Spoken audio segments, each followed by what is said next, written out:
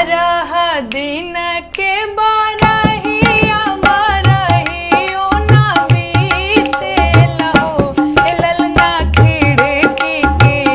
राह पियव झाके देखत मुहिया लागेला हो ए ललना खिड़की के राह पियव झाके देखत मुहिया लागेला हो मचिया बैठल तू सासु सरवे गुनागर हो मचिया बैठल तू सासु सरवे गुनागर हो ए सासु तनी सा धरना हो रीलवा सैया के मनवा राखब हो ए सासु तनी सा धरना हो रीलवा सैया के मनवा राखब हो राम रसोइया तू गोतिन सरवे गुना आगर हो राम रसोइया तू गोतिन सरवे गुना आगर हो ए गोतिन तनी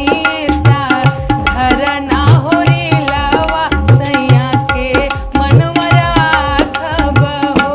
ए गोतिन तनी सा धरना हो रीलवा सैया के मनवा राखब हो 12 दिन के बरहिया बरहियो ना बीतेल हो ए ललना खिड़की के राह पियव झाके देखत मुहिया लागेला हो ए ललना खिड़की के राह पियव झाके देखत मुहिया लागेला हो सुपली खेलत तू नानद सरवे गुनागर हो सुपली खेलत तू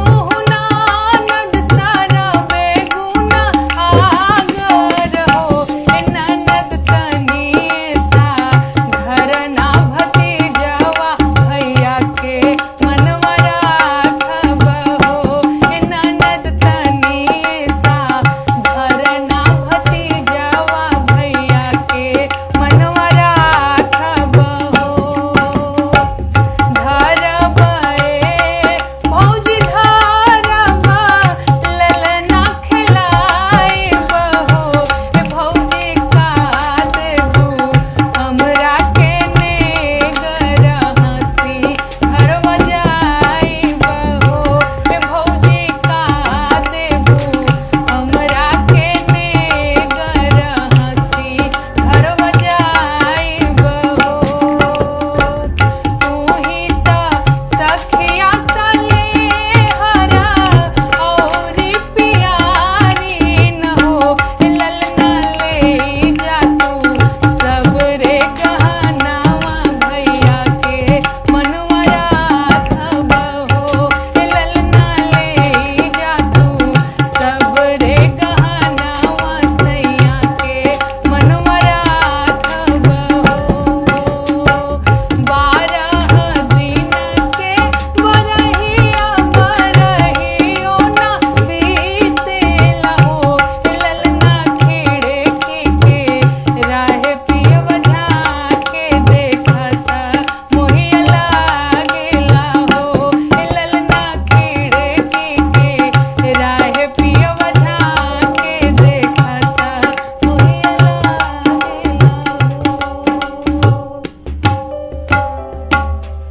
अगर आप लोगों को ये गीत अच्छा लगा हो तो मेरे चैनल को लाइक करें, शेयर करें, सब्सक्राइब करें, मुझे सपोर्ट करें। धन्यवाद।